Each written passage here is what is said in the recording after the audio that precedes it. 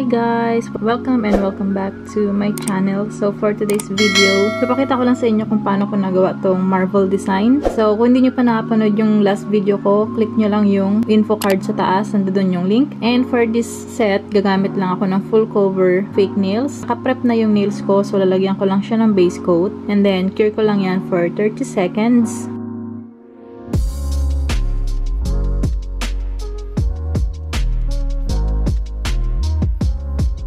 So, for my nail extension, gagamit ako ng full cover. And gagamit na ako ng base coat para i-attach siya sa natural nails ko. So, ganito ko lang siya ginagawa. Turn on ko lang yung lamp ko and then push down ko lang yung full cover fake nails ko sa nail plate ko. And hindi ko siya i-didikit sa cuticle part ko.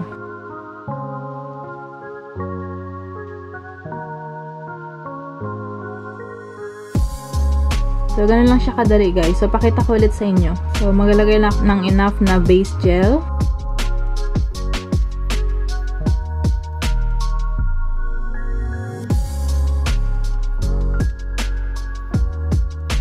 And then, turn on ko yung lamp ko. Tapos, i-attach ko siya sa natural nails ko pero without touching the cuticle area. Para hindi ako mahirapan maglinis ng cuticle area ko later on.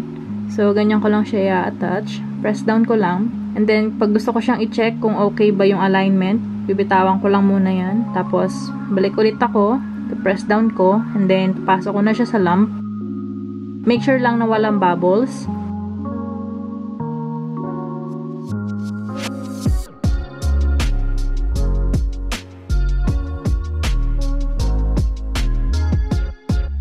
So, ayan. Madali lang naman siyang ma-attach using my lamp. So, ayan na siya.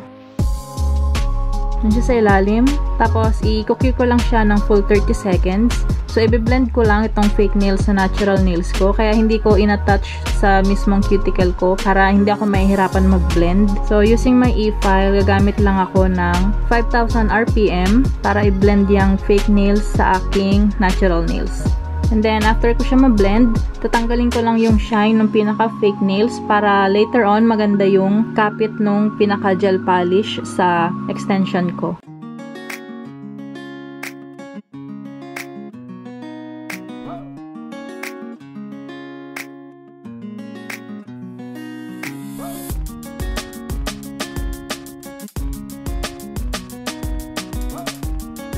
Gagamit lang ako ng Pure Sugar na builder gel. Maglalagay lang muna ako ng thin layer ng builder gel para lang matakpan yung gap dun sa pinaka-cuticle area ko.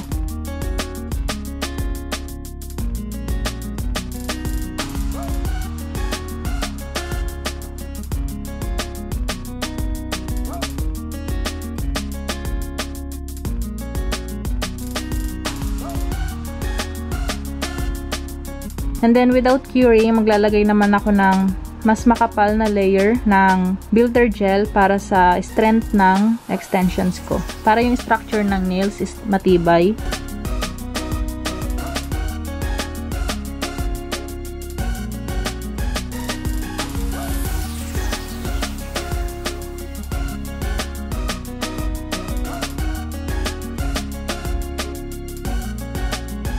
Cure ko lang yan for 60 seconds.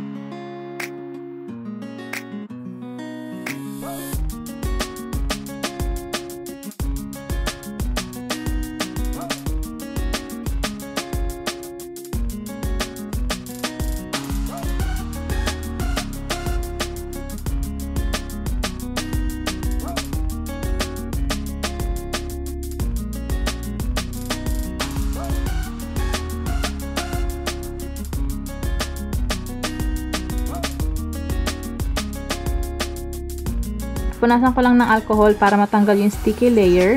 And then, file ko lang siya para mas maganda yung finishing ng fake nails ko. Para hindi siya bumpy.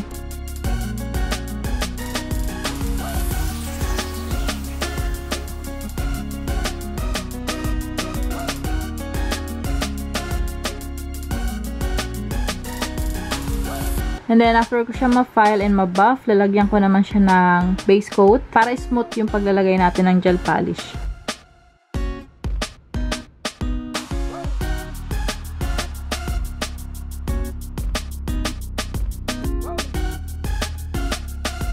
And then, top coat naman sa ilalim ng nails ko. Then, cure that for 30 seconds.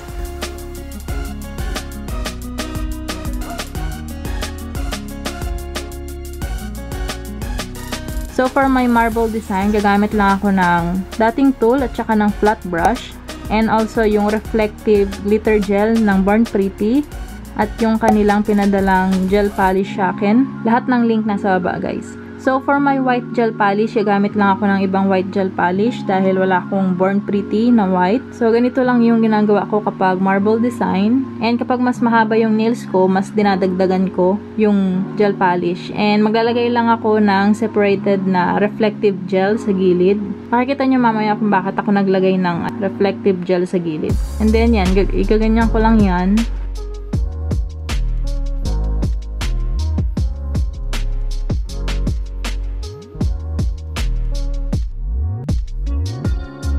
Depende sa inyo kung paanong pattern yung gusto nyo. So, pwedeng iba-iba naman yung pattern. It doesn't matter. Hindi naman kailangan sobrang perfect kapag nagma-marble design.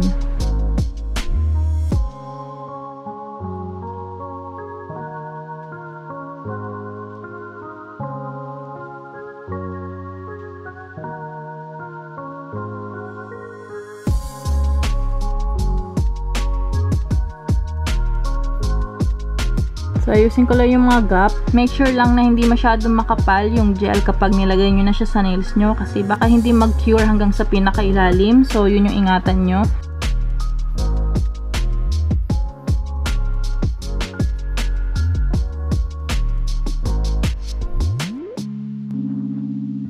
And then, for finishing, ayusin ko lang siya using my dotting tool. Yung mga gap na hindi ko maabot using my flat brush, gagamitan ko na lang siya ng dotting tool. Feel free na ayusin yung marble design ninyo using your dotting tool.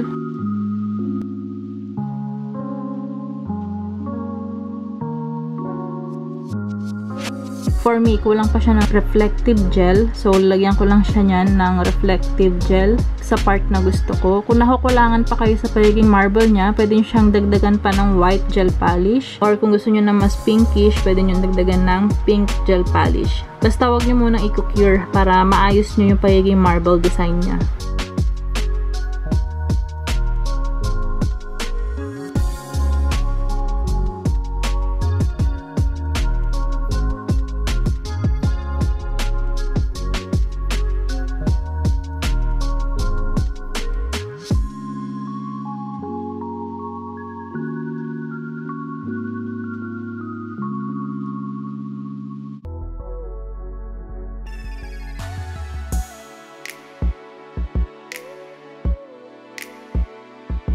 So, once you're happy with the design, pwede nyo na siyang i-cure for 30 seconds. Then, last one is my index finger. Again, it doesn't have to be perfect kapag gumagawa kayo ng marble design. So, kahit na anong pattern is fine. Also guys, meron nga palang binigay na shopping voucher yung Born Pretty sa atin sa Shopee. Kapag mag-check out na kayo, punta lang kayo sa shop voucher. Tapos, i-type nyo lang yung Born ABCD para makakuha kayo ng 20% off. I think nasa 300 minimum purchase yon bago nyo ma-avail. So, valid yon from July 7 to July 14. So, i-take advantage nyo na yon. Kung may mga naka-add to cart kayo sa Shopee cart ninyo na gusto nyo nang i-check out, gamitin nyo yung voucher code para mas mapamura kayo.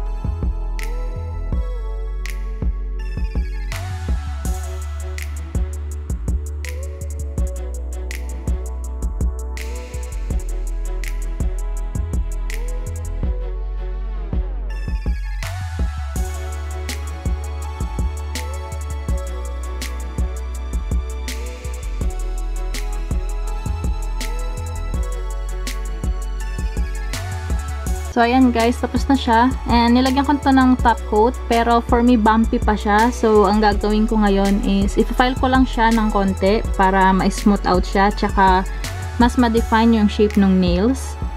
And in fairness naman talaga sa quality ng gel polish ng Born Pretty, maganda talaga siya guys. Also, yung kanilang top coat is matibay siya. As you can see naman, pina-file ko na siya pero hindi natatanggal yung pinaka gel polish niya. So, good quality yung kanilang gel polish sa Born Pretty. So, may panibago silang sinend sa aking product. And abangan nyo yun guys kung anong product yung pinadala nila sa akin. Papakita ko siya sa next video ko.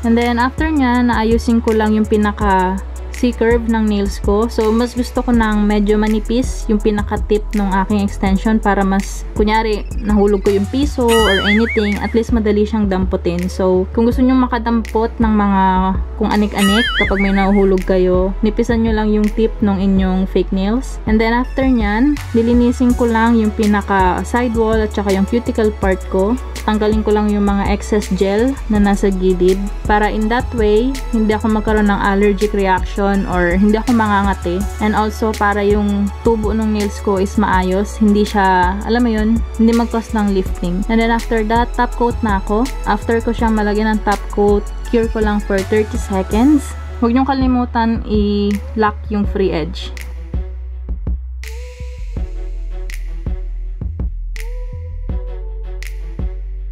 And then, there you go. Sobrang simple lang ng marble nails and sobrang ganda ng product ng Born Pretty. Hindi dahil pinadala nila sa akin ng free, pero maganda talaga yung quality ng kanilang gel polish. Sana nagustuhan nyo itong very simple marble nail design na ginawa ko for today. And kung di pa kayo nakaka-subscribe, please do subscribe and like the video kung nakatulong. And please visit their store, bornprettystore.com, para makakakuha kayo ng 20% discount. Use the promo code na ilalagay ko sa baba or dito sa screen. So, yun lang guys. Thank you so much for watching and have a good day guys. Bye!